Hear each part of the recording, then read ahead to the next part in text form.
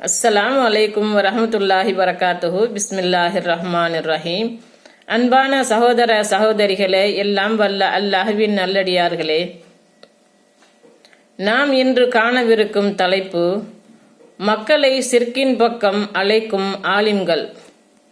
தமிழகத்தில் ஆலிம்கள் எனப்படுவோர் மக்களை தர்கா, மௌலீது போன்ற சிர்கின் பக்கம் அழைத்து சென்று கொண்டிருக்கின்றனர்.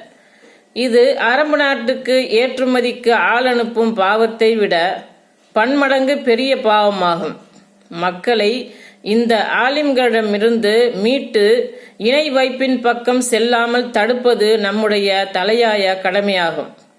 அதனுடைய ஓர் அம்சமாகத்தான் கொளுத்திய வெயிலை நரக வெப்பத்துடன் ஒப்பிட்டு காட்டி மக்களை சுவனத்தின் பக்கம், ஏகத்துவத்தின் இந்த தலையங்கம் அழைத்து கொண்டிருக்கின்றது. இதற்காகத்தான் அல்லாஹ்வின் தூதர் முஹம்மது ஸல்லல்லாஹு அலைஹி வஸல்லம் அவர்கள் அனுப்பப்பட்டார்கள்.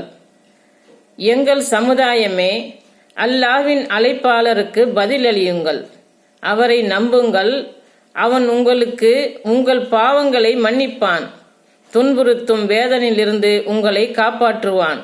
அல் குர்ஆன் அத்தியாயம் 46 வசனம் 31. தூதரின் இந்த அழைப்புக்கு நாமும் பதிலளித்து மக்களையும் பதிலளிக்க செய்வோமாக. மக்களுக்கு மறுமையில் சுவனத்தில் இடஒதுக்கீடு கிடைக்க பாடுபடுவதுதான் நம்முடைய முதல் இலக்கு. அஸ்ஸலாமு அலைக்கும் வரஹ்மத்துல்லாஹி வரகாத்துஹு.